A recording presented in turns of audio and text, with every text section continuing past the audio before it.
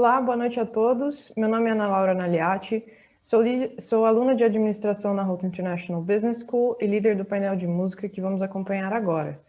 Primeiramente, eu agradeço a todas e todos que nos assistem e aos nossos convidados e suas equipes por aceitarem o nosso convite. Nesse encontro, nós vamos discutir as mudanças ocorridas na música brasileira, olhando principalmente para o impacto da sociedade e das novas mídias que resultaram em identidades musicais tão diversas, e também o que se espera daqui em diante. Participando conosco, temos convidados que refletem muito bem essas diversas identidades. A talentosíssima cantora e compositora Xenia França, indicada ao Latin Grammy Awards por seu álbum de estreia Xenia. A incrível cantora e compositora Raquel Virgínia, da banda As Bahias, também indicada 2 vezes aos Latin Grammys pelos álbuns Tarântula e Enquanto Estamos Distantes. A jovem cantora e compositora Julia B, que tem hits no topo dos charts de diversas plataformas digitais no Brasil e no exterior. O cantor, compositor, ator e roteirista Johnny Hooker, aclamado por todo o país, com destaque para sua vitória no Prêmio de Música Brasileira de Melhor Cantor. E o cantor e compositor Rubel, indicado aos Latin Grammys por seu sensacional álbum Casas. E moderando a discussão, temos a apresentadora e comunicadora Didi Wagner, que é autoridade no assunto quando se trata de música. Didi trabalha com música desde o início de sua carreira na TV e já cobriu os mais importantes eventos e festivais de música do Brasil, como Rock in Rio e Lollapalooza. Além disso, Didi, desde 2006, apresenta o programa Lugar em Comum no Multishow. E é para ela que eu passo a palavra agora, agradecendo mais uma vez a todos os convidados, espero que todos tenham um excelente painel. É com você, Didi. Comecei a falar no mudo, né? Isso que o pessoal alertou a gente para lembrar, né? De fazer, né? O ajuste do microfone antes de começar a falar. Bom, seguimos então. Muito obrigada, Ana Laura. Muito obrigada, Brasil Conference, pelo convite para mediar o painel Novas Identidades da Música Brasileira. Boa noite a todas, todos e todes, e muito obrigada pela presença de vocês aqui assistindo ao nosso painel, e boa noite aos nossos convidados, em ordem alfabética, Julia B, Johnny Hooker, Raquel Virgínia, Rubel e Xenia França. Bom, nossa intenção é discutir a música brasileira como um todo e como ela vem se transformando ao longo dos anos, quais são as influências e fatores presentes nessa mudança e também refletir sobre perspectivas e o panorama para o futuro. Eu fico feliz em poder destacar que o nosso painel contempla, entre os seus participantes, representatividade e diversidade étnico, racial e de gêneros. Eu não estou falando só do gênero humano, mas também do gênero de estilos musicais diversos. E a nossa música brasileira é assim, com diferentes cores, caras e ritmos. É plural. Eu vou começar o painel seguindo a ordem alfabética invertida, portanto, eu direciono a primeira pergunta a Xenia França.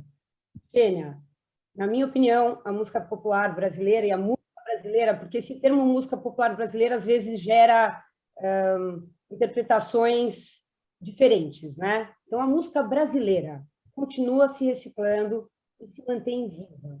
Quais, na sua opinião, seriam as principais causas responsáveis por essa renovação? Bom, primeiro, boa noite. Estou muito feliz e um pouco nervosa também de participar de uma coisa tão importante assim, com a Didi Wagner, que a gente acompanhou a vida toda lá na MTV, então é uma coisa assim bem especial, e também poder trocar com amigos de trabalho, amigos que eu admiro, pessoas que eu tenho maior respeito pela carreira, pelos trabalhos. E é isso, eu acredito que a gente está num momento específico das nossas vidas, não só de carreira, mas das nossas vidas.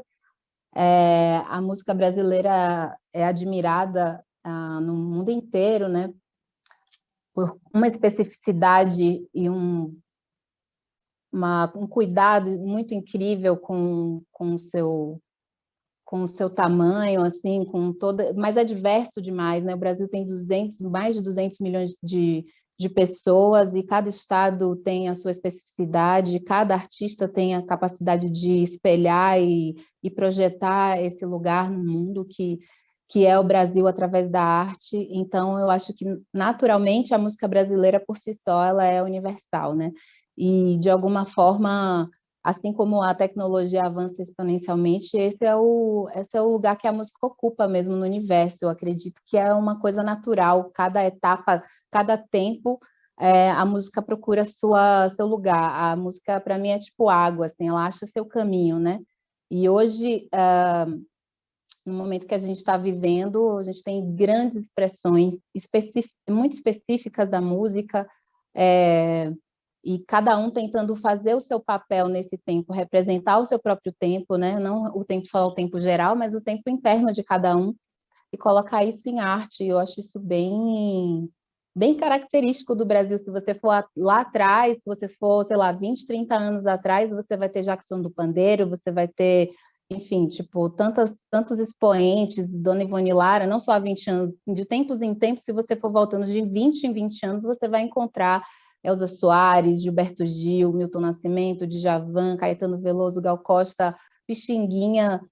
É muita gente representando um Brasil que não pode ter uma cara só, né? Não tem como o Brasil ser do jeito que culturalmente, e ter uma cara só. A diversidade que a música brasileira expressa é justamente a diversidade que a música brasileira tem. E eu, particularmente, acho que ainda é pouco, do tanto de...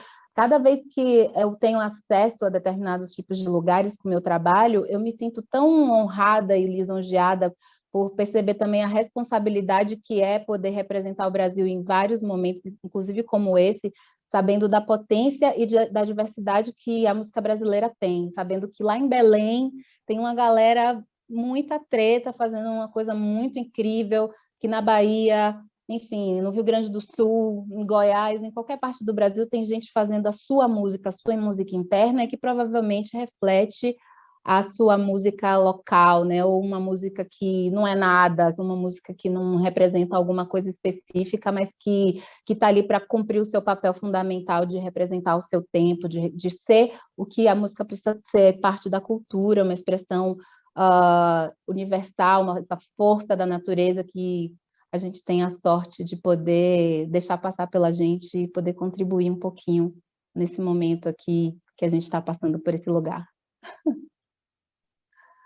Muito gostoso te ouvir, Xênia. Eu vou seguir, então, ainda a ordem alfabética invertida e direciono a mesma pergunta para o Rubel. Rubel, o que você acha que dá para destacar nesse momento da música brasileira, e quais são os responsáveis pela renovação constante da música no nosso país?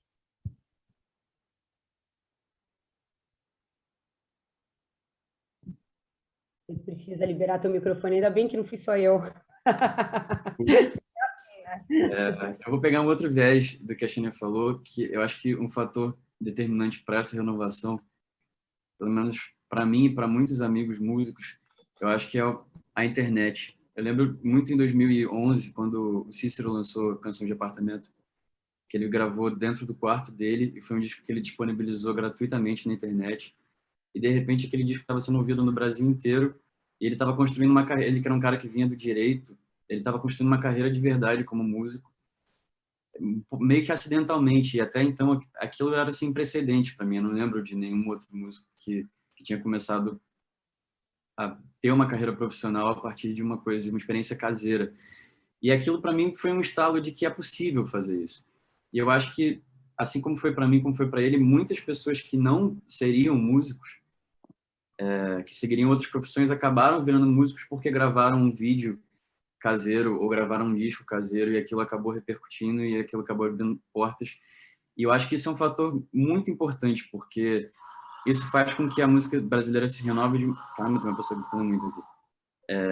Isso faz com que a música brasileira se renove de uma forma orgânica e não necessariamente pautada pelas gravadoras, porque o que acontecia antigamente era muito isso. Rapidão. Vizinhos, enfim.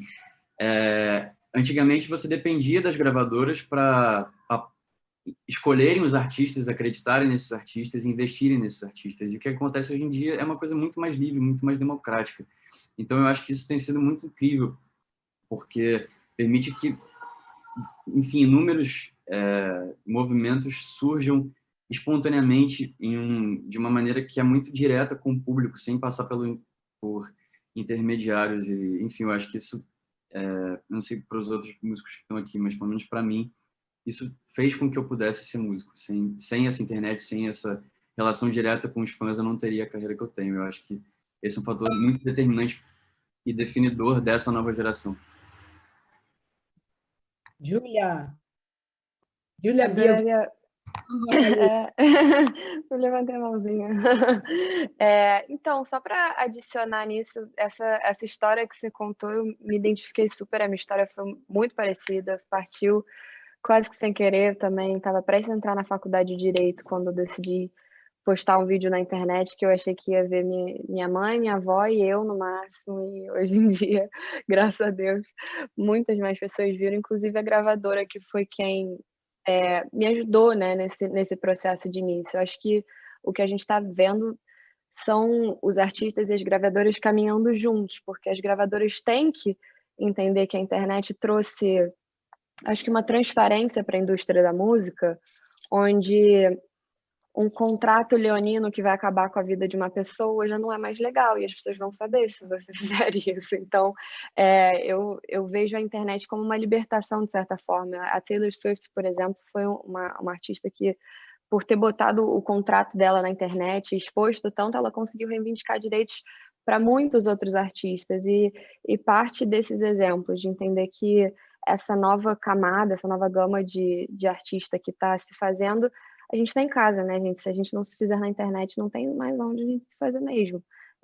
Ou vem daqui ou não vem. Eu sinto que se criaram muitos fenômenos a partir dessa possibilidade da internet, da gente sempre poder estar conectado. A tecnologia mudou a forma de consumo e mudou, como o Rubio tinha falado, a relação também dos artistas com a gravadora, que a gravadora ela tem que jogar junto com a gente, querer fazer parte dessa história, contar a história de uma maneira que ela esteja lá como apoio, porque o artista também consegue chegar lá sozinho por conta da internet. Isso é uma coisa que a gente vê cada vez mais hoje com os artistas independentes, com um artista como o Bad Bunny, que é um artista independente e é o artista número 1 do mundo.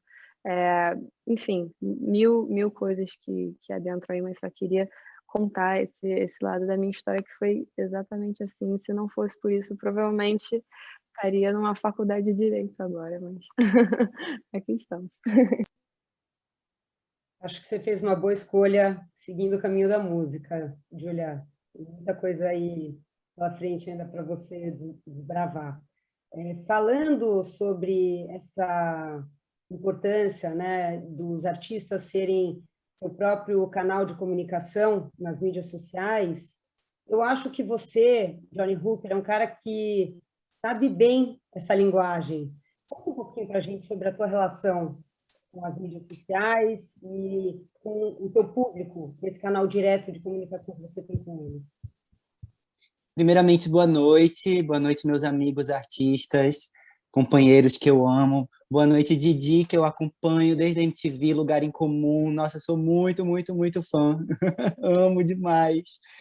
E é isso. Eu acho que... Outro dia me perguntaram como é que estava essa relação, né, nesse período pandêmico com os artistas, como é que estava a comunicação nas redes sociais. E eu diria assim que, só fazendo um adendo antes de aprofundar um pouco mais nessa relação com as mídias sociais, que eu não sei para vocês, mas tem sido o que me salva, porque receber o amor das pessoas, receber o carinho das pessoas, mesmo não podendo estar fazendo show, mesmo não podendo estar indo até elas, realmente é uma coisa que salva muito a gente nesse período, né? Mesmo também não podendo estar entregando muitas coisas novas, né, por conta dessa configuração, por conta de toda essa tragédia que está acontecendo. Mas eu diria que, realmente, quando eu lancei meu primeiro disco ali, na verdade, meu primeiro clipe, o Volta, que é do filme Tatuagem e tal, ali a coisa do viralizar, né, que é uma coisa que se tornou preponderante, né, que se tornou principal hoje em dia, a coisa do viralizar, tipo, viralizar no TikTok, na dancinha, entendeu?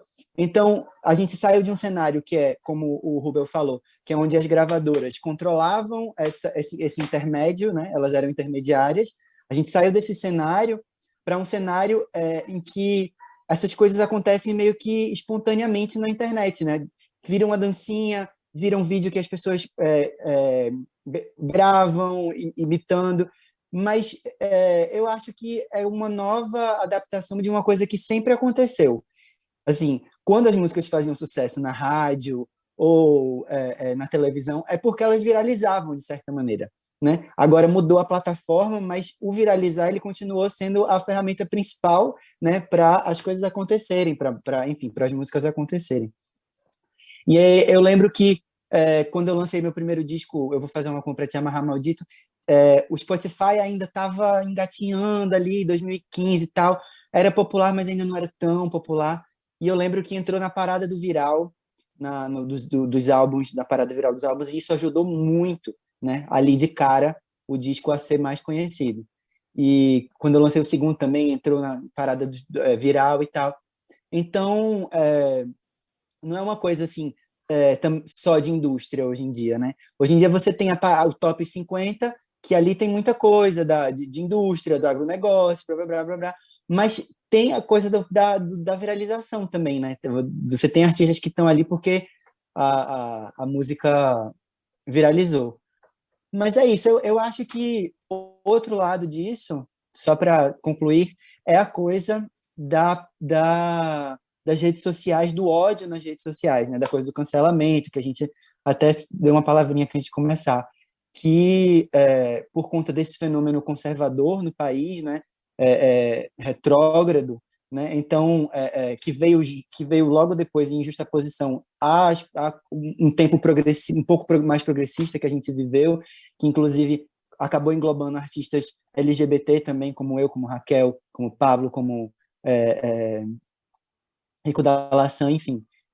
A coisa do conservadorismo também, os ataques nas redes sociais. Eu lembro que em 2014, 2015, quando eu comecei ali, os ataques nas redes sociais não eram tão preponderantes, né? Mas depois isso foi foi se tornando uma bola de neve que também foi preciso um manejo, pelo menos na minha experiência, para aprender a lidar com aquilo, com aquela quantidade de ódio, com aquela quantidade de ataque, né? E isso reflete muito a sociedade, as mudanças da sociedade, né?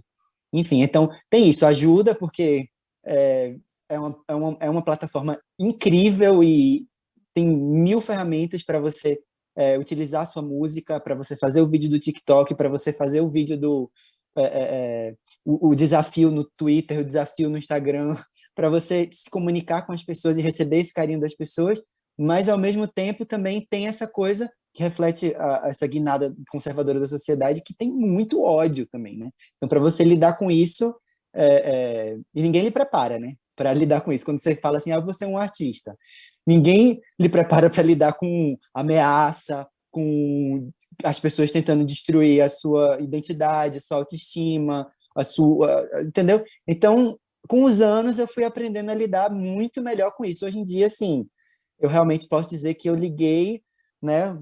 Deixa para lá. Mas eu acho que, na minha experiência, tiveram esses dois processos. Ajudou, mas também foi esquisito, entendeu? Essa construção. Entendi. Eu vou agora, nesse momento, focar mais na parte positiva das mídias sociais, mas eu Tá bom.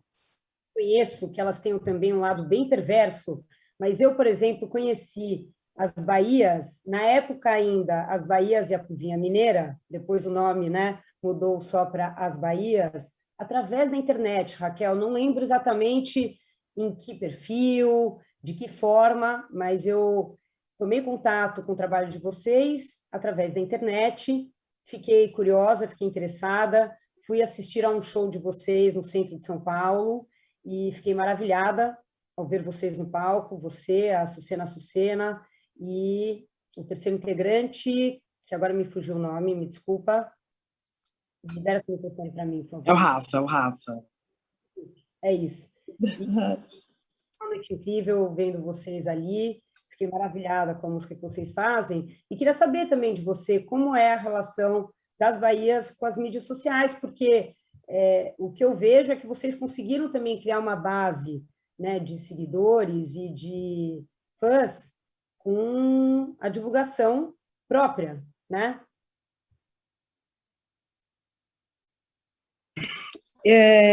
Gente, boa noite. Eu quero muito agradecer esse convite, agradecer demais a estar aqui do lado desses colegas, dessas colegas que eu sou apaixonada, eu sou fã mesmo. Não tem ninguém aqui da qual eu não conheço a carreira. E a Didi, que é a nossa, né, a nossa grande diva da música e como apresentadora, que a gente ama de paixão, está na nossa memória afetiva e tem uma carreira muito maravilhosa. Sobre as Bahias especificamente, eu posso dizer que eu sou uma filha da banda larga, né? E eu acho que eu sou uma pessoa, a banda, né? A banda, a primeira vez que a banda lançou uma música foi no Facebook. E a banda, a primeira vez, e eu acho que a trajetória que eu particularmente, não necessariamente como banda, mas eu particularmente tive, foi uma relação assim, eu sou uma pessoa que nasci na periferia de São Paulo, cresci na periferia de São Paulo, e depois o acesso à banda larga foi transformando a minha vida de diversas maneiras. E eu acho que as Bahias e a Cozinha Mineira, a gente tem uma série de fatores que faz com que a gente... Uma série de correlações de forças que faz com que a banda marque, de alguma forma, uma posição na vida digital das pessoas. E eu acho que uma delas é justamente a força dos movimentos sociais dentro das redes digitais. Porque eu lembro que quando a gente surgiu, além do nosso primeiro álbum ter sido, de alguma forma, aclamado pela crítica, ainda assim, o que chamava a atenção das pessoas era o fato de serem duas cantoras trans, cantando MPB, que era algo que... E a gente apareceu em cena dizendo, somos duas cantoras trans, que era algo que, naquele momento, parece que de 2015 para cá, o discurso em relação à transgeneridade foi se aprofundando, mas naquele momento isso não era tão simples assim. Tanto que o Brasil não tem uma memória de cantores e cantoras trans, né? Se você falar assim, fale um cantor trans da década de 80, ninguém sabe falar. Se você fale um cantor trans ou uma cantora trans da década de 90, ninguém sabe falar. A figura trans, ela também ganha força com as redes sociais, com a força da banda larga. Os movimentos sociais, eles invadem as redes sociais, porque as pessoas, elas estavam entaladas, cheia de coisas para falar, cheia de coisas para mostrar. Todo mundo tinha projetos musicais. O Brasil sempre fez música e o Brasil sempre foi diverso na música. A única diferença é que os meios de comunicação hegemônicos não abriam espaço para isso. E hoje o que a gente tem é a possibilidade, mesmo que ainda continuem, o que é hegemônico continua sendo hegemônico, porque se a gente for pegar a televisão continua sendo os rostos brancos, os rostos que dominam, inclusive a música. Se você pegar a rádio, são os rostos brancos que dominam as rádios. E se a gente pegar as revistas, não só os brancos, como os corpos normativos, né? Branco, cisgênero, heterossexual, continua sendo o dominante em relação à música que é consumida nos grandes meios de comunicação. Ainda assim, a gente conseguiu, de alguma forma, oxigenar os espaços conforme a banda larga foi avançando e os movimentos sociais, que sempre houve movimento social, mas os movimentos sociais ganharam espaço para publicizar o debate. As Bahias e a Cozinha Mineira surge nesse momento onde a temática trans passou a ser uma tônica social, porque a gente o movimento das pessoas trans, que é organizadíssimo, e as pessoas que não sabem disso, mas é extremamente organizado, conseguiu emplacar. E as Bahias e a Cozinha Mineira, de alguma forma, parecia cumprir um espaço que sempre teve que existir, mas que não tinha existido até então, são artistas que se declaram trans e que cantam suas músicas, e que promovem música, que constroem cultura, e que contribuem para a cultura. Então, eu acho que a gente aparece no cenário musical desenvolvendo uma musicalidade que as pessoas também não esperavam, porque também existia sempre, toda vez que eu falava para as pessoas assim, eu sou cantora, as pessoas perguntavam, você é cantora de funk? Porque o que se esperava de mim e da Açucena, e principalmente de mim, que sou uma cantora trans preta, era que eu fosse uma cantora de funk, que para mim seria um motivo de orgulho, porque eu acho que o funk, inclusive, se a gente for falar de nova identidade musical, o funk é o que há de mais novo e de mais moderno no Brasil, mas eu seria uma cantora de funk com muito orgulho, mas isso mostra que para as pessoas ainda é muito difícil associar, por exemplo, MPB, que é uma música que as Bahias começou fazendo, a pessoas trans. Então, isso eu acho que... E as redes sociais foi um espaço que conseguiu absorver isso, saca? Porque eu acho que a gente tinha uma correlação de forças ali acontecendo para que isso pudesse emergir. Então, não é só uma vitória das Bahias individualmente.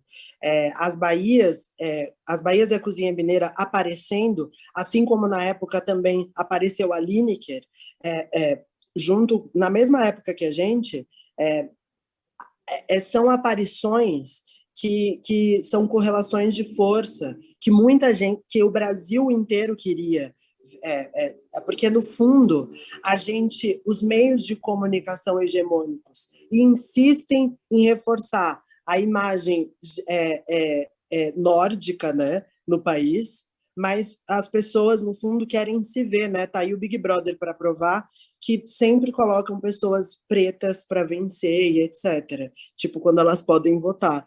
Então, eu acho que é mais ou menos isso, gente. Eu falo, viu? Eu falo. Fala muito bem, Raquel. Foi muito gostoso poder te ouvir. E aproveitando tudo que você falou, né, sobre a importância da banda larga, das mídias sociais, eu vou juntar também com a importância da música em si, e vou ler para vocês uma frase da jornalista especializada em música, Fabiane Pereira, em um artigo que ela publicou na revista Veja Rio, no qual ela diz que, abre aspas, a música popular brasileira é formadora de opinião, educadora, capaz de promover mergulhos profundos em nossa cultura e nos desperta de anestesias coletivas. Fecha aspas. Então, eu queria saber de vocês, e daí eu preciso direcionar a pergunta a alguém, né? Vou direcionar, então, primeiramente agora a Júlia B. Como você, Júlia, vê o papel da música como ferramenta de conscientização coletiva em diferentes frentes? Tirar do mudo, quase que eu começo a falar no mudo de novo também, a comentar essa gafe. Eu acho que o papel da música, como a MPB, ela é de fato brasileira, pois ela é miscigenada. A miscigenação é a base da nossa formação, essa tendência que a gente tem de misturar tudo é o que forma a nossa cultura. Ainda que historicamente, como a Raquel falou, hoje em dia a gente vê e se abre para ter um cantor trans ocupar um espaço de ser um dos artistas reconhecidos do país, coisa que na época do MPB, por mais que também nasceu de um momento de resistência, o momento era outro, para o mundo onde essas pessoas não teriam como ter uma voz. E hoje eu acho que a minha geração vem aí, a gente está aprendendo cada vez mais o BBB, esse experimento social que a gente acompanha em rede nacional todo dia, a gente poder ver a desconstrução de certas coisas que a gente acreditava, a gente poder ver as pessoas aprendendo, errando, a gente poder ter a oportunidade de milhões de pessoas estarem assistindo o Thiago Leifert, ainda que um homem cis e branco, podendo abrir o diálogo para uma pessoa falar que talvez usaria aquele espaço para falar uma coisa muito mais importante, para o Brasil entender essas mensagens. A música, para mim, nisso, ela é arte, ela é amor, ela nos abraça, ela nos move, e sempre foi assim. Ela sempre foi uma ferramenta da gente botar nossas palavras ali. Eu no meu trabalho, eu sou muito focada em palavras, eu sempre foco mais na escrita das minhas músicas ou nas letras, e essa é a parte que eu mais gosto do meu trabalho, é escrever a música de fato. Isso também traz uma consciência de o que você vai escrever ali. E o cantor-compositor, historicamente, os melhores, os mais incríveis, os que ficaram na história, eles foram cantores e compositores que conseguiram capturar o zeitgeist. Eu adoro essa palavra em inglês, zeitgeist, que quer dizer esse momento que a gente vive. O que estava rolando nesse momento? Qual que eram as preocupações sociais? Quais que eram as nossas... O que a gente estava passando, né? No caso, está todo mundo em casa, numa pandemia, vivendo momentos inéditos, e ainda que virtualmente, tendo novas conexões, momentos lindos como esse aqui, que estou super feliz de estar aqui proporcionar. Inclusive, parar para agradecer, porque eu já saio falando aí, agradecer de estar aqui com vocês. Vocês são todos artistas incríveis. Raquel, eu fico mexida toda vez que você fala, mulher, assim, ó, é incrível. Vocês são todos muito, muito importantes, cada um no nosso espaço. A nossa música aqui é tão diversa, tão diferente. Eu confesso que com 21 anos eu tive que aprender isso quase que um carbono de pressão, porque, como o John tinha mencionado, a gente tem uma expectativa nas nossas costas enquanto artista, o papel da nossa música, de ter algo além de só. Não adianta a gente fazer música e ser uma música sem mensagem, uma música sem história, uma música que não representa nada, porque ela vai embora, ela não fica, ela não conta nada. Eu escrevi Menina Solta, para ser bem sincera, de uma piscina em Saquarema, em 15 minutos, zoando a minha amiga, e acabou que só depois que eu fui entender, eu acho que vocês também vão se identificar, que às vezes a gente lança uma música e só depois a gente entende o papel que aquela música tinha na nossa história, na nossa vida. Eu lancei Menina Solta para brincar, e logo depois, e todas as responsabilidades que isso trouxe para mim, enquanto uma mulher na indústria, enquanto uma voz feminina que precisava falar com o meu público, que recebia mensagens de meninas falando: cara, eu só superei meu término com meu ex por causa de você, tô muito melhor, eu me amo mais mesmo, é isso aí, entendeu? Tô me sentindo uma menina solta, gata. São coisas que eu mesma, de ver minhas contemporâneas, minhas meninas soltas também, me passar esse feedback, é uma sensação de dever cumprido. Eu acho que cada um, na sua arte, quer ter essa sensação desse dever cumprido, dessa mensagem passada. Menina Solta foi algo que me fez entender quem ia ser a mulher livre, que é a versão adulta da Menina Solta. E à medida que eu estou me libertando e me abrindo para, enfim, conversas, diálogos, tô até falando demais, que eu quero escutar mais do que eu falo nesse negócio aqui. Mas eu acho que é super importante a gente ter consciência, ainda que na juventude, que nós somos sim um corpo político, que a gente tem que entender o nosso lugar de fala, entender como é que a gente pode contar todas as histórias maravilhosas que o Brasil tem para contar, seja na música ou em qualquer outro âmbito da arte, da melhor maneira possível, e juntos sair desse lugar da destruição, da bipolarização do país, e sair de um lugar juntos, de criação, de construir essa imagem juntos e aproveitar oportunidades incríveis, não só como essa, mas como de todos os âmbitos da nossa carreira, seja para o mercado internacional, para o mercado nacional, de usar as oportunidades para falar das coisas que têm que ser faladas sobre. Muito bacana. Eu queria pedir, Xênia França, para você também falar um pouquinho sobre o teu ponto de vista em relação à música como ferramenta de conscientização coletiva. Bom, várias falas muito interessantes aqui e, enfim, tipo, ouvindo a Raquel falar, assim, eu me sinto contemplada em muitas vezes, assim, quase 99% das vezes, porque eu também, basicamente, sou uma figura que não existia até outro dia. Não estou falando de mim na primeira pessoa, mas uma figura que não existia, tipo, mulher negra, o que é isso? Onde é que tem? Tipo, né? O que é isso? É de comer? É de... Enfim. E geralmente era, né? Então, é uma visão de mim mesma de poder criar um histórico baseado em juntar caquinhos, né? Juntar histórias, fazer até muitas vezes recontar uma história que não foi me contada, e a música me ofereceu isso grandiosamente, assim. Então, poder ser uma artista, ou estar artista, melhor dizendo, nessa minha experiência de vida que me foi dada agora, sentir a responsabilidade que eu não estou falando só, eu não estou fazendo música, gostaria só de fazer música e ser artista e tudo mais, mas sabendo que eu tenho uma responsabilidade também, que eu estou falando vindo de uma linhagem, de um monte de gente que foi silenciada, um monte de gente que não pôde dizer, que não pôde... Eu não estou falando de muito tempo, porque muito tempo é 70 anos atrás, a maioria das pessoas que parecem comigo não podiam nem chegar próximo do que eu posso fazer hoje, mas falando basicamente do meu histórico, enfim, familiar e tudo mais. A música, ela por si só, ela tem essa capacidade de entrar nas nossas vidas, né? Sem pedir licença. A música é um fenômeno da natureza e tudo é música, né? Tudo vibra, tudo é frequência, tudo é vibração. Então, naturalmente, a música vai fazer o seu papel, independente do que esteja sendo falado, porque a intenção já é muita coisa.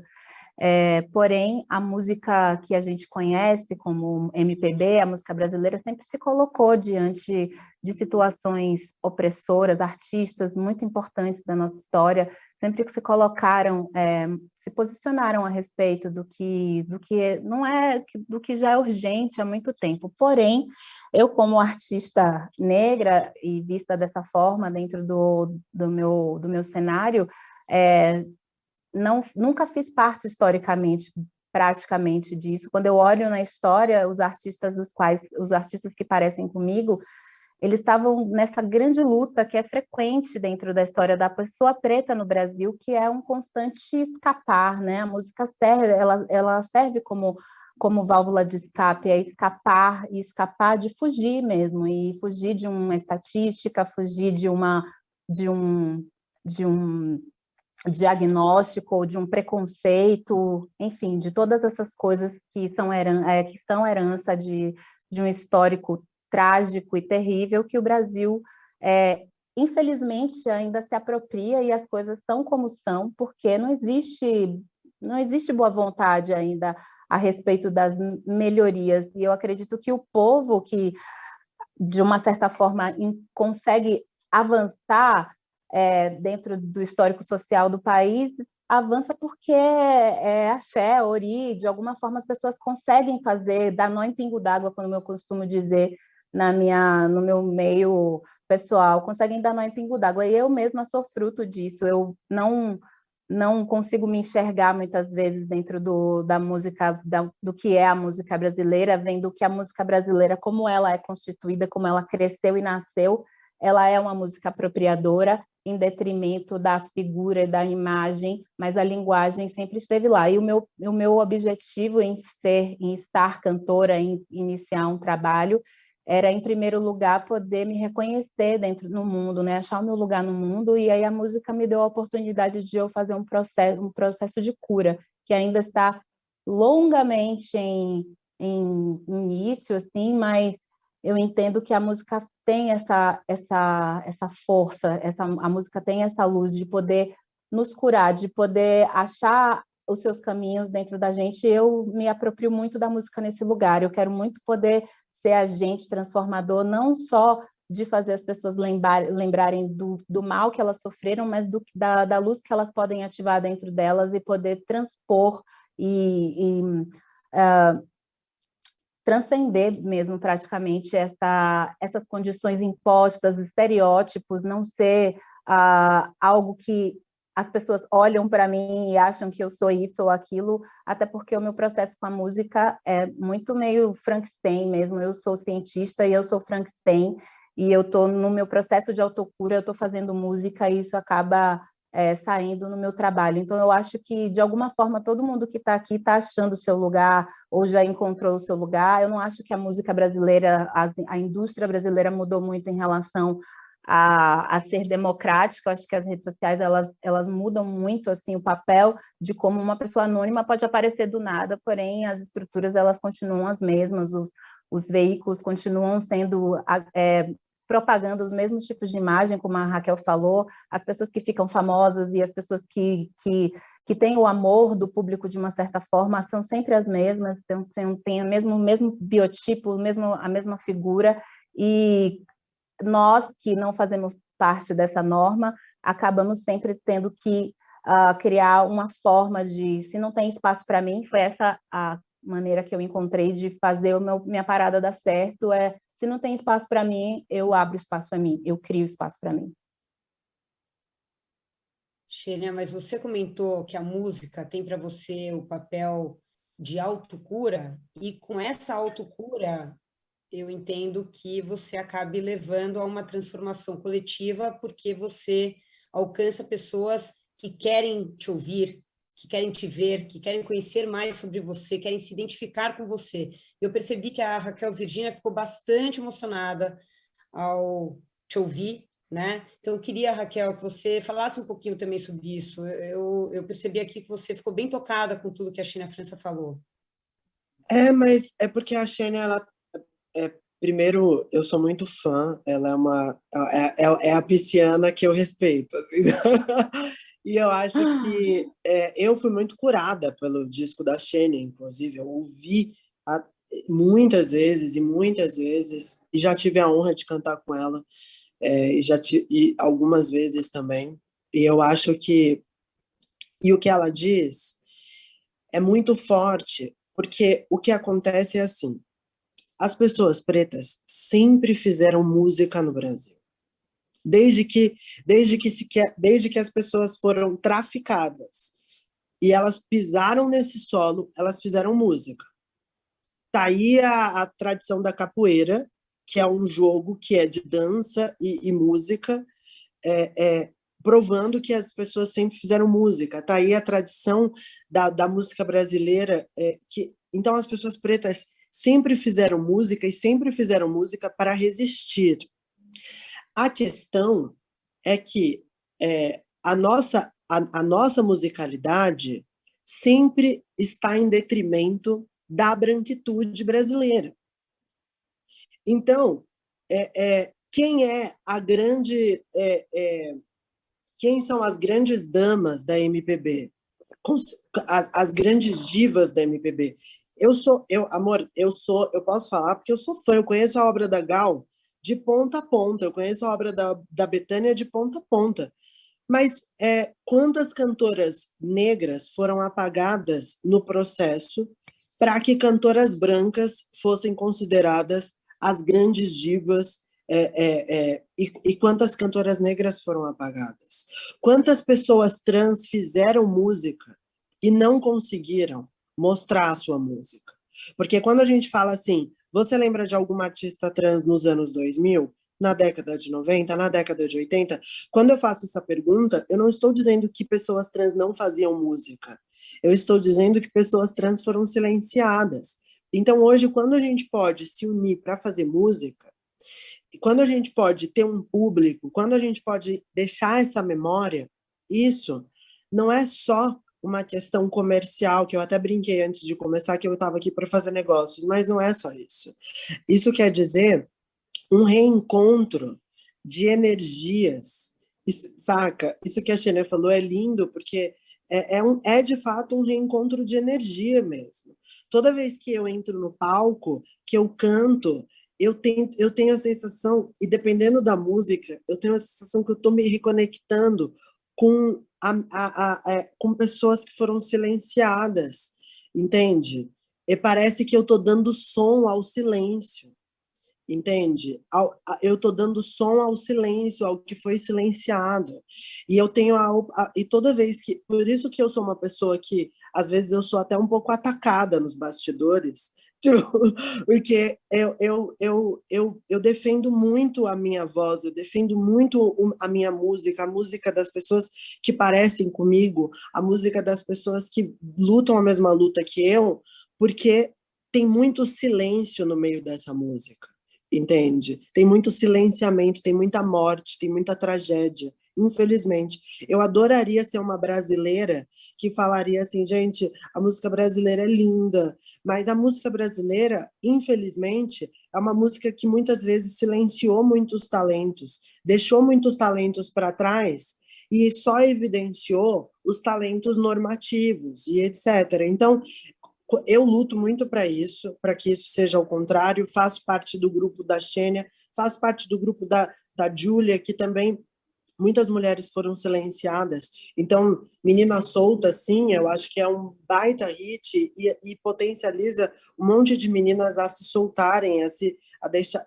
A gente sabe a força que tem uma música como a dela, que toca em tantas rádios, e assim como o Johnny, que é o nosso bruxo, né?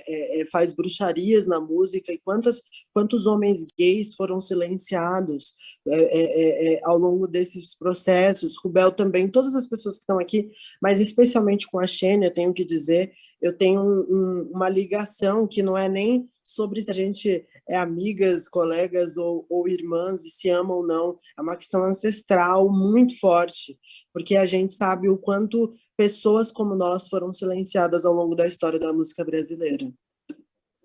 Eu percebo uma coisa muito interessante também sobre, tipo, existe um constrangimento ainda em a gente fazer, por exemplo, uma conversa sobre essa e sentir, assim, que está todo mundo, de uma certa forma, pisando um pouco em ovos, né? Porque ainda é essa coisa de vamos o lugar de fala e tudo mais, e todas as coisas que estão sendo apontadas aqui não tem a ver com deslegitimação da carreira de ninguém, assim, todo mundo tem seu talento e todo mundo vai, enfim, vai para cima como pode, luta com as armas que tem.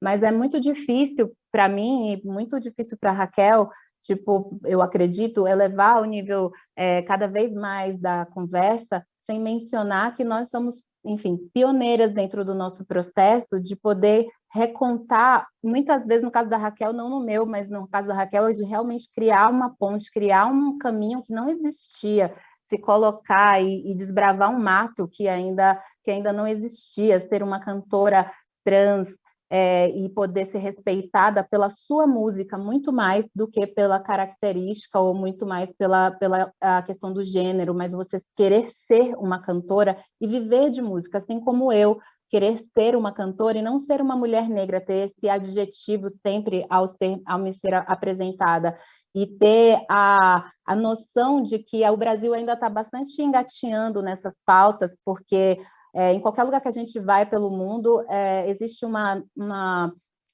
abertura em querer ouvir a música primeiro antes de questionar se é isso ou aquilo em relação à característica. Aqui a gente tem três ou duas pessoas que foram indicadas ao Grammy. O Rubel a gente teve no mesmo período no Grammy. Como é bom estar num lugar onde tem tanta diversidade na música, nesse lugar, e você sentir que você está naquele lugar justamente porque você é músico, porque você é artista, e voltar para o Brasil e ainda ter que responder sempre as mesmas perguntas, estar sempre no mesmo lugar, ser sempre colocado no mesmo lugar pela imprensa, que tem uma preguiça, às vezes, de estudar o que é a história da música brasileira, o que é que aquele artista representa. Então, é difícil ainda a gente sair de algumas pautas e não ser irresponsável ao passar por uma experiência como essa, que é uma experiência global, sem dizer que nós estamos aqui representando o nosso tempo dentro da nossa grande nave espacial individual, mas todo mundo tentando fazer o seu melhor, assim, tentando ser o seu melhor como pessoas, em primeiro lugar, porque eu acho que é isso que a arte faz na vida de qualquer indivíduo. A arte melhora a gente. Eu sou reflexo da arte que eu produzo. Primeiro eu me melhoro, e cada vez que eu vejo uma coisa que eu jogo no mundo, eu tenho a oportunidade de ver o quão melhor eu me tornei como um ser espiritual, como pessoa, como eu melhoro as minhas relações, como eu me coloco íntegra diante da minha vida, e eu não vou permitir que o racismo paute a minha existência, eu vou permitir que a música paute a minha existência, que as melhores escolhas que eu faço em relação à música paute a minha existência. Então, esse é um presente que é inerente à minha vontade, assim, a música, ela é uma deusa, é uma musa que, enfim, me abduziu, e tenho certeza que todo mundo tem uma relação íntima e intrínseca com a música aqui, que não pode deixar passar, e deixar que essa música não seja a ponte de discussões e não seja a ponte de transformações na nossa vida e na vida das pessoas que ouvem a gente. Bacana, Xênia. Por isso a importância de um painel como esse, né, para abrir espaço para a gente conversar e, enfim, se aprofundar sobre diferentes questões inerentes à música. O nosso tempo, infelizmente, está quase acabando. A gente tem mais alguns minutinhos. Eu acabei sentindo que o Rubel e o Johnny Hooker falaram um pouco menos, então eu queria pedir considerações finais de vocês dois, mas, por favor, se atenham à questão de que a gente tem, assim, 3 minutinhos, então é 1 minuto e pouco para cada um. Meninos, peço desculpas aí, mas a gente vai ter que seguir o cronograma. Eu vou ser muito breve, eu vou dizer só que eu acho ótimo que eu tenha ficado quieto e que eu tenha ouvido vocês. Eu acho que isso diz tudo, na verdade. Eu acho que isso... vocês falaram muito sobre como a voz de pessoas como vocês foram silenciadas ao longo da história da música brasileira. Então, nada mais coerente que agora vocês falem muito mais e que a gente saiba ouvir e aprender sobre tudo isso. E concordo muito, tentando ser breve, concordo muito com o que a Xênia disse. A internet abriu muito o canal para a gente criar, mas as grandes plataformas, a grande indústria ainda é muito fechada e ainda reproduz muitos mesmos estereótipos, não só de gênero, mas musicais também. Então, eu acho que é cada vez mais importante a gente conseguir quebrar isso dentro da indústria, dentro dos veículos de mídia. E obrigado pelas palavras maravilhosas de vocês, eu aprendi muito e um beijo para todos vocês. Johnny Hooker. É isso, gente. Tão pouquinho tempo para falar. Vamos tentar hackear essas estruturas desse mundo estragado, podre, velho, entendeu? Tentar ir para cima desse mundo, entendeu? Tentar botar nossa cara nordestina, nossa cara gay, nossa cara trans, nossa cara... todos os nossos rostos, entendeu? Tentar hackear um pouquinho, porque eu acho que, diante desse momento de conservador, de desestruturação do país, entendeu? O país está aos pedacinhos, né? A arte se põe como um grande vetor, né? Que pode juntar aos pouquinhos esses caquinhos que ficaram, né? Para a gente juntar o espelhinho e poder se olhar no espelho de novo, né? Depois dessa destruição toda que está acontecendo. É isso. Obrigado, gente. Obrigado pelas palavras. Eu amo vocês. Vocês são todos artistas incríveis que eu admiro muito, e eu fico muito feliz de estar aqui nessa diversidade, junto nessa diversidade toda, que é a música brasileira. Tá representando o Recife também aqui, e é isso, gente. Obrigado. Beijo. Valeu, Johnny Hooker. Eu passo a palavra para a Julia B. Breves palavras, Julia B, por favor. Gente, muito, muito obrigada por esse tempo, por estarem aqui. Raquel, Xênia, foi um prazer ouvir vocês. Eu acho que é isso que o Rubel falou. É um momento mesmo, a gente está corrigindo uma dívida histórica aqui, e quanto mais a minha geração, a geração que está por vir e a geração que tem aprendido, a gente também tiver consciência disso, acho melhor. Contem comigo para absolutamente tudo. Eu quero ver o sucesso de todos vocês, de todas as carreiras, o que eu puder fazer de divulgação. A gente tem que estar aqui na nova identidade da música brasileira. Eu acho que é uma identidade plural, uma identidade de amor. De fato, a cara da MPB antigamente era uma cara muito branca, inegavelmente. A história é essa, não tem como a gente mudar. Que hoje essa nova MPB, a nova música popular brasileira, consiga ter todas essas nossas caras, igual o Johnny falou, consiga mostrar todas nós mulheres E todos nós homens também, todos juntos, todos nós seres humanos bons, amantes da música, juntos torcendo um pelo outro. Esse é com certeza o meu papel aqui. Então, muito obrigada pelas palavras lindas e emocionantes. Bacana, Júlia. Xênia França, considerações finais, por favor. Bom, eu só quero agradecer a oportunidade de poder trocar. Enfim, nós somos pessoas muito profundas, né? Eu percebi aqui todo mundo muito profundo, todo mundo tem muito o que dizer, tem muito a contribuir e, enfim, tipo, é um tempo curto para poder a gente dizer tanta coisa importante, urgente. Tipo, a gente gostaria também de poder falar de música, de processo criativo, de como é poder produzir, enfim, mas isso é o que a gente tem para agora. Está todo mundo também um pouco denso por causa da situação que a gente está vivendo, em geral, a situação de saúde pública, a situação do país como um todo, a degradação de todos os aparelhos do governo. Então, a gente tem que segurar as nossas perucas e se apropriar de quem a gente é, da força do nosso ori, da capacidade que a gente tem de se adaptar, porque foi assim que a humanidade chegou até aqui, se adaptando, transpondo situações adversas. Já houveram situações parecidas ou piores do que a que a gente está vivendo hoje na humanidade. Então, a gente tem essa capacidade de se adaptar e de se melhorar, principalmente porque o mundo vai mudar quando as pessoas mudarem, quando as pessoas melhorarem. Coletivamente, a gente vai apontar fulano, ciclano que errou, que não sei o que, blá, blá, blá, mas está dentro de cada um essa mudança que a gente tanto quer das pessoas, né? Então, eu acredito que nesse lugar a música, ela é capaz de poder fomentar e mobilizar tanta gente de uma vez só. Infelizmente, a gente não pode juntar gente nesse momento para poder a gente falar o que a gente tem que dizer, tocar a nossa música, tocar o coração das pessoas, mas eu sinto que tem uma consciência universal que liga todos nós e, como o Johnny falou antes, a gente tem capacidade de se juntar, mesmo que virtualmente, conscientemente com o nosso público, não deixar a peteca cair, manter a nossa saúde mental, em primeiro lugar, em risco, para poder a gente não deixar isso cair, para a gente manter as pessoas que gostam do que a gente faz, motivadas também, para quando isso, se um dia isso passar e da forma que passar, na hora que a gente chegou lá do outro lado, no outro mundo, a gente está completamente consciente e melhor do que a gente entrou nessa, com certeza. Eu tenho muita fé que nosso espiritual vai prevalecer sempre.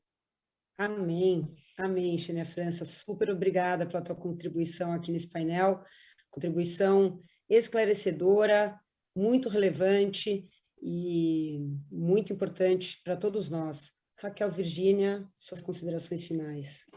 Eu vou ser muito breve também. Olha só, esses dias no Twitter, a polêmica era falar que a Luísa Sonza tinha cara de travesti, de maneira onde as pessoas estavam tentando ofendê-la, dizendo que ela tinha cara de travesti. E isso viralizou nas redes sociais. As pessoas diziam, nossa, ela tá com cara de travesti por conta das intervenções plásticas que ela fez no rosto dela. Pois o que eu quero dizer para vocês é, respeitem a cara das travestis. Porque ter cara de travesti não é uma ofensa. É com essa cara de travesti que eu fui indicada 2 vezes ao Grammy Latino, que eu ganhei prêmio da música brasileira e que eu estou aqui falando para Harvard. E com essa mesma cara de travesti que eu fui aluna de História na USP. E com essa mesma cara de travesti eu tenho ajudado a minha família inteira a ascender de várias maneiras. Então, respeitem as travestis. Saibam que as travestis é cultura. E ter cara de travesti é a coisa mais linda que eu poderia ter. E que bom que nessa encarnação eu vim com cara de travesti. E é isso que eu tenho para dizer. Eu quero agradecer muito aos colegas, às amigas, aos amigos. Agradecer a você, Didi, pela brilhante mesa.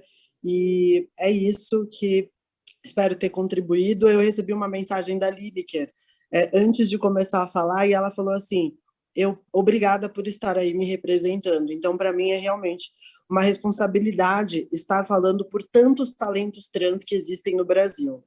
Tantos talentos trans que existem naquele país, nesse país. É uma grande e imensa responsabilidade. E eu espero ter contribuído para diminuir um pouco mais o preconceito e aumentar mais os caminhos e as possibilidades para pessoas como eu, que já existem e as que ainda vão existir. É isso. Axé. O depoimento, Raquel. Gente, queria agradecer muito, muito, muito a participação de vocês aqui. Muito obrigada a todos que estão nos assistindo. Obrigada mais uma vez à Brazil Conference at Harvard and MIT pelo convite para mediar o painel Novas Identidades da Música Brasileira, e espero que quando a pandemia passar e a gente puder se encontrar com segurança, que a gente possa se ver ao vivo em situações sociais e que eu também possa vê-los no palco, porque eu morro de saudades de ir a shows, eu amo ver vocês fazendo performance, eu adoro ver apresentações ao vivo, então tomara, né, que logo mais a gente vença esse vírus maldito e que as coisas possam ser retomadas com segurança e que a gente possa vibrar de novo com o trabalho artístico de cada um de vocês. Parabéns pela carreira de cada um, todos executando sua carreira artística de forma muito singular, muito especial, muito autêntica. Eu admiro todos vocês que estão aqui. Muito obrigada pela participação. Obrigada, Didi. Obrigada a todo mundo, viu, gente? Obrigada, Valeu. Didi. Obrigada, gente. Tchau, tchau. Então, esse painel Tchau. Nova Obrigado. Brasileira, mais uma vez.